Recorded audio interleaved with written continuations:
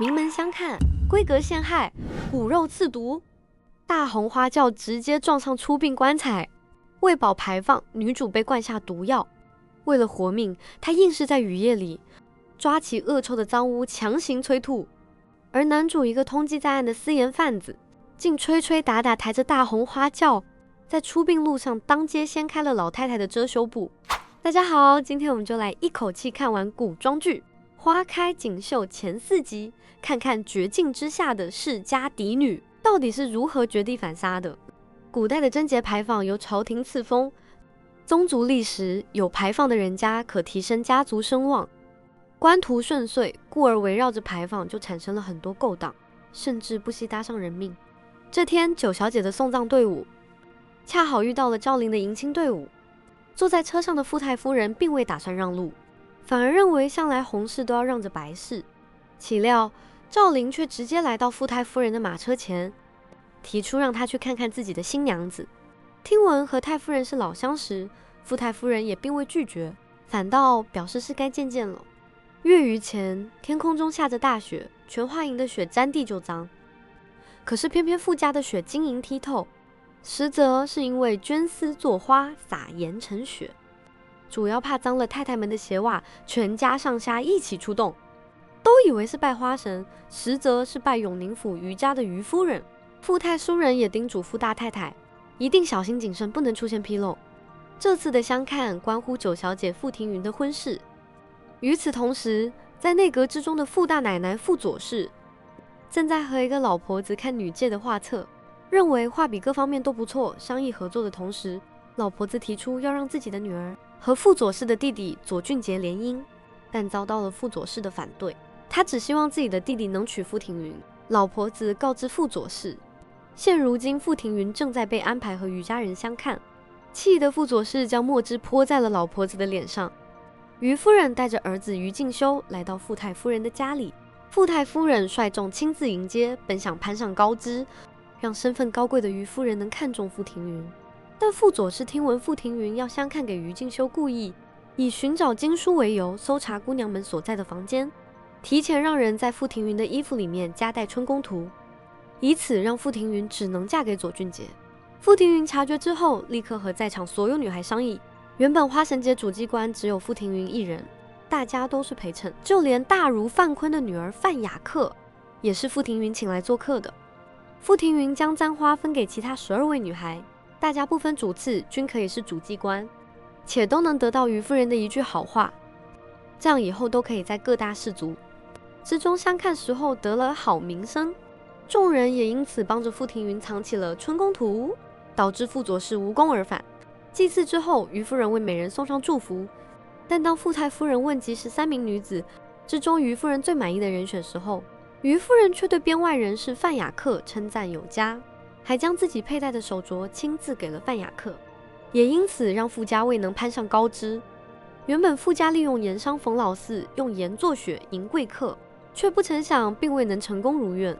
可作为知县的傅大老爷因为这次花神节浪费了盐，造成盐价上涨，但上面又派人来调查，无奈之下只好找冯老四等盐商压价，这也让冯老四无法接受，遂出主意可以让傅大老爷抓私贩九尾蛟破全局。九尾蛟掌握10万斤盐，抓住他就等于立下大功，不但可以扭转局势，还能升官发财。可却并没有人见过九尾蛟。九尾蛟赵灵和盐贩金元宝私下见面，得知傅家用盐做雪，非常气恼。现如今平时老百姓都吃不起盐，他们却用盐如此浪费。傅太夫人对傅庭云非常宠溺，希望他能将来有所作为，给安排一桩好婚事。其实余夫人也很喜欢傅庭云，认为他是最优秀的，但无奈傅家根本看不清局势。现如今盐价那么高，他们竟然用盐做雪，现如今傅家如西山落日，而余家则是旭日东升，自然不愿意牵涉其中。赵灵带着阿森去店铺，想要私下交易盐，但被另一个私盐贩子杨玉成盯上，双方发生冲突，打斗中引来官兵。赵灵当机立断，故意绑上自己的双手，并且谎称是巡盐御史的儿子，前来打前站，指认杨玉成是私盐贩子，且还供出了藏匿私盐的位置。官兵迅速将盐缴获，并且关押杨玉成。傅大老爷也将赵灵迎回府中，乘坐上宾。傅太夫人得知情况之后，赶紧关心赵灵是否婚配。傅七少爷前来试探赵灵，劝说他给家里写书信报平安。赵灵声称自己并未婚配，傅七少爷心中暗喜。打斗中受伤醒来的阿森，可惜他们的盐被人连锅端了，但赵灵却并不担心，打算将盐的钱套出来，到时候分发给弟兄们。于夫人听闻傅家立功，前来恭喜，恰好赵灵听闻家中有长辈前来拜见，故意提出要筹措办案用的银两，提出要用1万两白银做诱饵，吸引九尾蛟出来，但人单势薄，无法付诸行动。傅家的人立刻表示愿意借钱给赵灵，只有于夫人起了防备之心，故意询问赵灵家中长辈是否康健，并且自称上次去赵家还是3年前。但话锋一转，又说出赵灵已经成亲，且有了孩子的事情，引得众人惊讶。昨日才说未成亲，追问是男孩女孩，赵灵故作悲痛，声称孩子已经夭折了，所以父亲才让他四处奔波，不让他那么难过。且夫人也一并去了，傅家的人一听就松了一口气，立刻心中起了促成姻缘的事情。于夫人却已经是动关一切的家事。傅太叔人和傅大太太都来到傅庭云的房间，劝说他们在一起。傅庭云和范雅克一起绣花闲聊，二人都觉得赵灵或许是骗子，但家里人却害怕失去即将到手的富贵，说白了就是愿意让他去换取家中的荣华。二人出主意让傅七少爷去试探赵灵的真假。范雅克送了水仙给傅庭云，希望能转交给傅七少爷，但傅庭云明明知道他的心意是想牵线搭桥，可认为凭借范雅克家里的情况，来到傅家恐怕地位还不如傅左氏，因此并不愿意。只想找个机会解释清楚。另一方面，傅庭云找到傅七少爷，让其帮忙试探赵灵身份，编造了一个大舅哥的身份，让赵灵帮忙书信一封给大舅哥，帮忙疏通他上京赶考的事情。赵灵正在琢磨这个大舅哥是真是假的时候，窗外就传来左俊杰向卦师求卦的声音。他带去了傅庭云的生辰八字，希望能让人合婚看看，这也惹怒了傅七少爷，认定左俊杰就是登徒子，气得联合赵灵中途蒙着左俊杰的头，将其暴打一顿。傅七少爷也因此非常感激赵灵，和他一起喝酒，趁着傅七少爷喝多的时候打探大舅哥的事情。可傅七少爷还没来得及多说，就喝多了。只是他心里认定了赵灵就是妹夫。赵灵没想到傅家竟然还有这么个死心眼的人。阿森劝说赵灵干脆就直接成婚，将嫁妆正好带走。可是赵灵觉得他们朝不保夕，不能耽误了女孩子，且不愿意遇到那种只有交易的姻缘。傅庭云一早上来到傅七少爷的房间，发现有滴上血的痕迹。傅七少爷醒来，看见傅庭云站在房间，立刻称赞赵灵是好人，以后也是乘龙快婿的人选。傅庭云生气，傅七少爷不应该和傅家其他人一样看不清。随后傅庭云来找于夫人打探赵灵的情况，于夫人出言点拨了几句，就让傅庭云理解了赵灵是骗子。于夫人本不想干涉傅家的事情，但格外喜欢傅庭云。傅庭云此时通过地上雪，也已经猜到赵灵身份就是九尾蛟，因此打算利用冯老四设局九尾蛟。冯老四带人包围了赵灵，赵灵和阿森腹背受敌，最终凭借机灵劲跳脱。晚上地上雪被送到了傅庭云的窗外，里面还夹着一张纸条，讽刺傅家德不配位。傅庭云立刻让侍女去官府报案，控诉赵灵以骗取银钱1万两，悬赏捉拿赵灵。赵灵和阿森看到公告，对傅庭云恨得咬牙切齿，却不曾留意兄弟金元宝已经盯上二人。傅庭云认为天下一切都是因为利益而来，赵灵的那些兄弟们必然也会反目。赵灵在吃东西的时候发现有人给贝的吃食下毒，当场拆穿并且将其抓住，赵灵当众斩断其一臂，同时也揪出背后真正怀疑自己的人是金元宝。金元宝怒斥赵灵背信弃义，贪污全部的金钱。赵灵承诺另外5000两会给金元宝，两人也闹得不欢而散。赵灵因此发誓一定会从傅家取回1万两，否则就不是实至名归。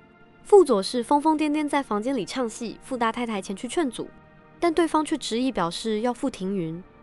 傅大太太和傅左氏都来找傅老夫人求亲，傅五太太坚持反对。傅左氏自称已经熬不住了，但如果傅庭云能嫁给左俊杰，她一定会熬下去，势必将另一座牌坊也熬下来。但傅五太太坚持不同意。悲痛自己的女儿还不如一个牌坊。此时于夫人来到，当着于夫人的面，傅左氏再次提出左俊杰非娶了傅庭云不可。于夫人却表示对傅庭云有了求娶的心思，也真诚表示很喜欢傅庭云，只要老太太首肯。她立刻写信回去京城，敲定这门亲事。老太太心一横，将傅左氏关在祠堂自生自灭。现在第4块牌坊她也不要了，只要嫁给于家就能保住傅家。傅庭云冒着雨来看傅左氏，从傅左氏这里得知，她当年当寡妇之后就想要回家去，可是傅老太太接来左俊杰，还许诺给他好前程，傅左氏这才决定留下来。后来花神节又让他主祭官，慢慢都有了盼头，现在却连傅家的小姐都不肯给他。傅左氏认为祖母从来都不是真心为傅庭云筹谋，而是利用。傅左氏难受的就差一步就能成功了，却被于夫人给毁了，明明都要拉入淤泥。可是傅庭云要做兰花，让傅左氏心中产生强烈的嫉妒。疯魔的傅左氏拔出簪子要刺伤傅庭云，但被范雅克护着，以及范雅克胳膊被划伤。傅左氏讽刺范雅克自以为是贵客，实际上在傅家人眼里什么也不是，根本就是高攀，他就是第2个左俊杰。范雅克回去之后，看到傅庭云房间的2盆水仙花，还以为傅庭云也是嫌弃他地位不高，不配傅七少爷，才没有送花过去。悲伤之余，傅庭云抱着水仙花放在了甬刀里面。恰好于静修从那里经过，发现水仙花很别致，就带回去养着。但是回去之后才发现自己的床铺又被母亲搬到了东厢房。他知道这是母亲已经定下想要让他和傅庭云结亲，为此于静修前去问师傅范坤，不愿意选择母亲安排的人怎么办？范坤将这件事回去告诉了范雅克，希望他能给出主意。范雅克认为，或许于静修并不是讨厌议亲的对象，而是讨厌母亲安排的人。虽然范雅克并未挑明于静修的名字，也已经猜到是他，只是觉得现在傅庭云讨了于夫人喜欢，却惹得于静修不喜欢。当范雅克送东西去于静修房间的时候，看到水仙花，侍女也说出了水仙是范雅克的闺名，二人一唱一和，意图已经很明显。很快，于夫人却找到范雅克，提醒他水仙花不适合在那里养着，让范雅克自行带回去了。范雅克知道这是一种拒绝，回去之后用自己的银簪挑灯芯。之前总是看傅庭云用金簪挑灯芯，无论如何都不会变色，可是银簪轻易变色，也注定了银子比金子更低贱。于夫人和傅家打算议亲的这天，赵灵突然来到闺房，用匕首架在了正要换衣服的傅庭云身上，逼迫侍女去筹钱。侍女跪求赵灵不要毁了傅庭云的一生，如果让人知道房中有男子，一辈子就完了。趁着侍女去筹钱的时候，赵灵回头看着傅庭云，忽然发现正在更衣的傅庭云扣子还没有系上。赵灵顿生内疚，松开了傅庭云，但傅庭云惊吓之中差点掀翻了桌子上的热茶杯，生怕被人发现，赵灵徒手接着热茶杯，同时也小声告诉傅庭云，他只为钱财，不会伤了傅庭云，且认为傅庭云就是欺软怕硬，本来应该找祖母说理，但却不敢去找，干脆从赵灵这里下手。此时门外有侍女催促傅庭云赶紧去见于夫人的声音传来。傅庭云算准了赵灵不会对他动手，故意打翻了赵灵手中的茶杯，引得侍女们推门而入。赵灵趁机翻窗户逃走了。大家都认为傅庭云迟迟没有出现在于夫人面前是不恭敬的行为，于夫人也略有不满。但当傅庭云出现的时候，轻松化解了这场矛盾。傅庭云自称观察过于夫人，知道她休息不好，特意采摘莲蓬，想要给于夫人熬粥养身体，但不小心弄湿了衣服，这才耽误了时间。于夫人脸上展露笑容，握住了傅庭云的手，也表达了自己的喜欢和心疼。于静修坚决不愿意和傅庭云在一起，不愿意自己的一生都要被母亲操控，甚至讨厌于家的人为另一个牌坊不惜一切。但于夫人认为傅家男人不顶事，女人才不得已的行为，她是认可的。尤其是于家祖母不只是能管家算账，还要能辅佐丈夫官途顺遂。于静修发现于夫人已经认定了傅庭云，心中害怕，认为如果娶了傅庭云，家里就会有2个于夫人，因此心生一计，特意来找左俊杰，表示可以助他一臂之力。随后左俊杰拿着傅庭云的肚兜到处奶奶，宣扬和傅庭云已经私定终身的事情。最终闹到了傅太夫人这里。傅太夫人命人拿回左俊杰手中的肚兜，但没想到他手中还有不少。傅太夫人知道这是傅庭云房中丫鬟的行为，更气恼他御下不严，下令让其回去核对还有多少东西不见了。范雅克来找傅庭云，傅庭云的侍女追问范雅克之前傅庭云赠送的东西是否还在。范雅克承认有些东西已经典当了，并且认为东西一定是墨香拿出去的，承诺不管明天左俊杰拿出任何东西，就说是从范雅克这里流出的，借此保全傅庭云的名声。当范雅克回去的时候，听到了敲门声，于静修站在门外，希望能听到范雅克的心里话。范雅克坦言自己不能破坏傅庭云的姻缘，二人是好姐妹。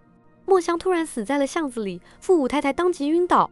知道如果墨香还活着，傅庭云还能有救，可现在一切都晚了。傅太夫人和傅左氏姐弟俩谈判，希望给他们一笔钱远离这里，但姐弟二人却坚持不肯离开，并且一直要求娶了傅庭云，还编造了一套攀污的话，称诗慧那晚和傅庭云后院相聚。傅庭云表示不愿意和于静修联姻，愿意嫁给他，还赠送了内衣做定情信物。傅庭云提出让范雅克来作证，当天二人在一起。范雅克作证的时候，傅太夫人提出让二人分别，将当天他们谈话内容写下来，就是铁证。傅武太太拉着范雅克的手，恳求他如实写出来，否则就毁了傅庭云一辈子。当范雅克写证词的时候，想起了和于静修的见面。于静修表示曾经为了范雅克忤逆母亲，也希望范雅克能舍弃和傅庭云的友情。范雅克写的时候，左俊杰提醒范雅克，如果说证词证实两人在一起，那么于静修就会被迫娶了傅庭云。思及此，范雅克违心否认和傅庭云在一起。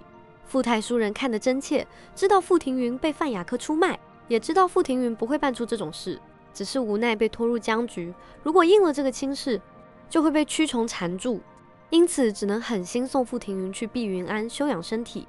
范雅克心中难过，想要去将真相说出来，但被丫鬟阻止，提醒范雅克人不为己天诛地灭。傅庭云无论嫁给谁，还是会荣华富贵一辈子。可范雅克就只有于静修可以依靠，不能辜负范雅克最终选择不说出实情。因为这件事，百姓闹得沸沸扬扬，百姓们往牌坊上泼脏水，都要推倒了牌坊。傅太夫人来中熬于夫人，试图以花劝说于夫人将傅庭云带回去，也知道于夫人看上的是傅庭云这个人。傅太夫人拿出了傅庭云的庚帖，递到于夫人面前，同时也告诉于夫人傅庭云是否能活下去，也要看于夫人了。于夫人并未接过去，而是表示需要好好想想。傅太夫人将庚帖揉碎在手中。于静修来找于夫人，提出要迎娶范雅克的事情。于夫人冷笑，对范雅克根本不满意，但于静修承诺，只要娶了范雅克，必然好好读书，连中3元。于夫人答应了。于夫人其实认为于静修根本不喜欢范雅克，而是想要找一个合适的盆栽罢了，能够滋养他，能够服从他的人。于夫人认为从此以后自己也要做一个慈母，于静修也能找到想要的妻子。至于傅庭云，现在只能暂避一时。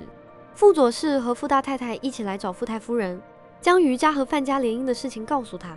同时，傅左氏又提出一并操办左俊杰和傅庭云的婚事，又索要一件宝贝当妆台。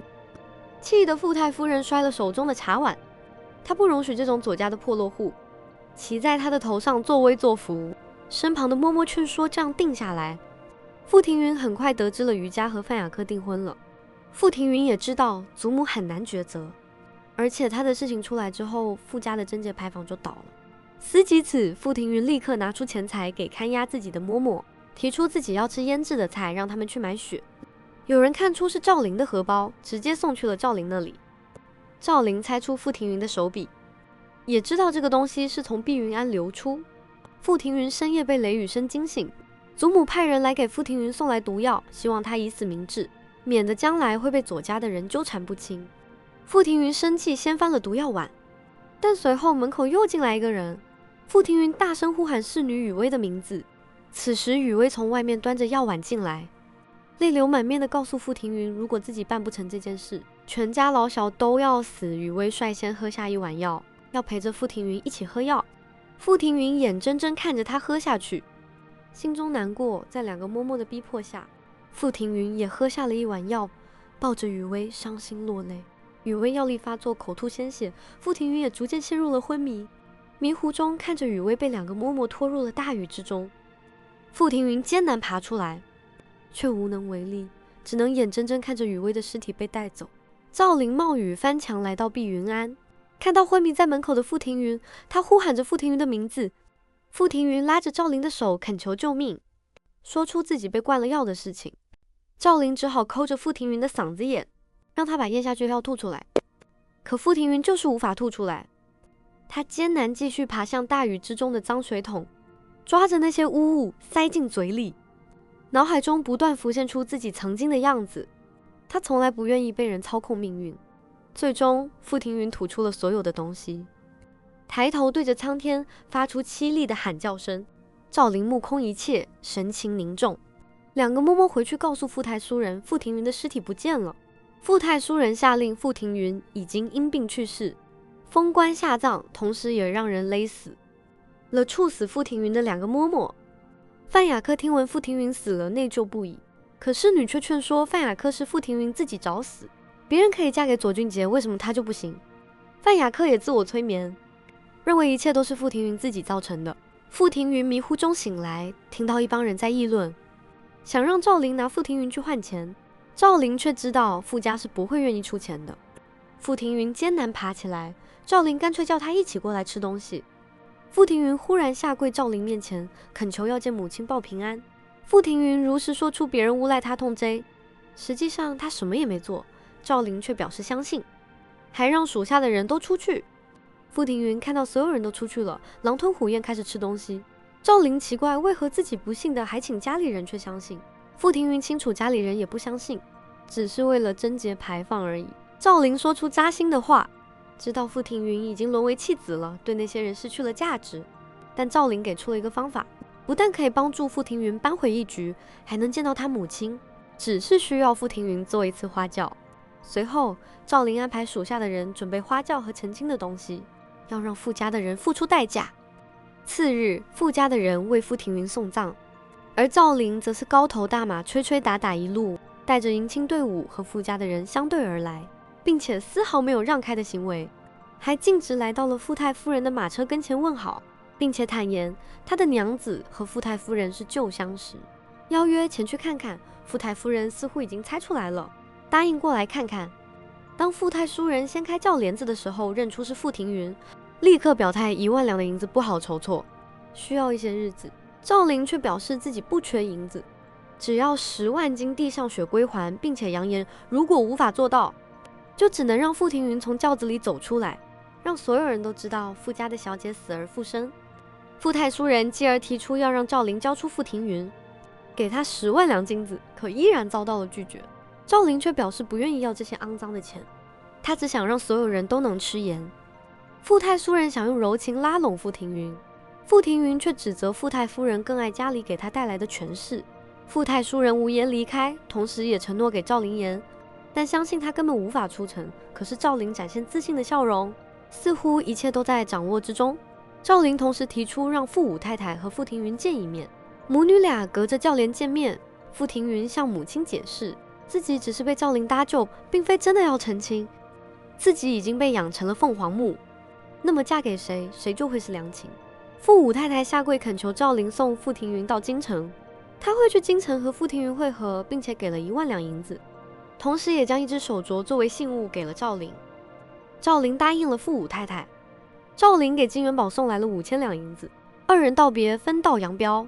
此时，在路上的百姓都跪求官府能给一些盐，官府置之不理，百姓们只能舔墙壁充饥。这些落入赵灵的眼中，心中不是滋味，将所有的盐都分给百姓，并且传话出去，让所有人家都将水缸放在门口，撒盐化水，让当地官府再也找不到一粒盐。赵灵虽然散尽了钱财，但现在只要能将傅庭云送回京城，自己还能再得5000两。傅庭云追问是否要走水路，阿森嫌弃傅庭云废话太多，要求他直接跟上就行。范雅克一个人坐在院子里喝酒，手中拿着聘书，满脸悲怆。范坤知道范雅克也并非想要这个婚姻，余家虽然很大，但其大非偶，可范雅克却反驳父亲，认为自己已经促成了这个婚姻，就一定能经营好。范坤无奈提醒范雅克，将来无论如何也不要后悔今天的决定。范雅克却表示父亲勤俭持家，但他却很讨厌吃隔夜饭，因为那会有抹布的味道，不断提醒他低人一等。以上就是《花开锦绣》前4集的剧情。脱离了伪善的高门大户傅庭云，虽然成了逃犯，却第一次坐上了属于自己的花轿，奔向了真正的自由。这前4集的局中局，把封建礼教的吃人本质和人性的扭曲撕得粉碎。那么在你看来，前4集最让你后背发凉的是范雅克在金银簪子面前的人性黑化，还是傅庭云雨夜抓赃催吐的求生高光？欢迎在评论区留下你的看法。如果喜欢本期解说，千万别忘了点赞、关注、评论3连支持一下。下期见！